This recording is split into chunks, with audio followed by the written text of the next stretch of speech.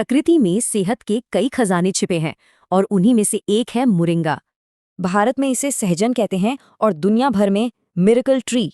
ये साधारण सा दिखने वाला पेड़ गुणों से असाधारण है। तो क्या ये वाकई एक चमत्कारी पेड़ है या सिर्फ कही सुनी बातें? चलिए पता लगाते हैं। आयुर्वेद में इसे शिग्रू के नाम से जाना जाता है। इसका इस्तेमाल शक्ति और इम्यूनिटी बढ़ाने के लिए होता था। ट्रेडिशनल मेडिसिन के हिसाब से इसकी कई फायदे हैं, जैसे सूजन कम करना और कोलेस्ट्रॉल घटाना। एक दावा ये भी है कि इसमें दूध से ज्यादा कैल्शियम और पालक से ज्यादा आयरन है। पर क्या साइंस इसे मानता है? इसे परखने के लिए रिसर्चर्स ने एनीमिक गर्भवती महिलाओं पर मोरिंगा के असर की स्टडी की और नतीजे काफी असरदार। सिर्फ मोरिंगा से हीमोग्लोबिन का लेवल औसतन 0.65 तक बढ़ गया। तो ये इसके पारंपरिक इस्तेमाल को एक साइंटिफिक बेस देता है। अच्छा, अब दिल की सेहत का क्या?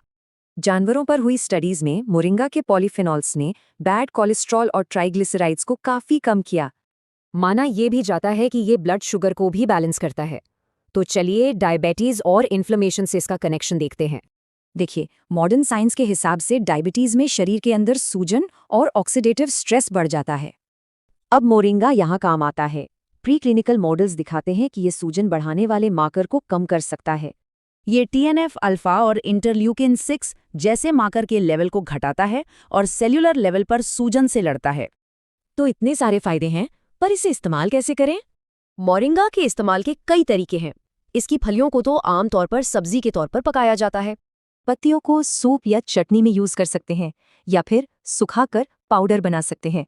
हाँ, मोरिंगा बहुत फायदेमंद है, लेकिन एक बात का ध्यान रखना जरूरी है। इसे हमेशा संतुलित मात्रा में ही लेना चाहिए। ज्यादा खाने से कुछ लोगों को पाचन में दिक्कत हो सकती है। तो मोरिंगा के केस में हम देखते हैं कि कैसे सदियों पुराना ज्ञान और मॉडर्न साइंस एक ही बात कह रहे हैं। सोचने वाली बात है ना, कि प्रकृति में ऐसे और कितने खजाने हैं जिनके बारे में हम अभी तक नहीं जानते।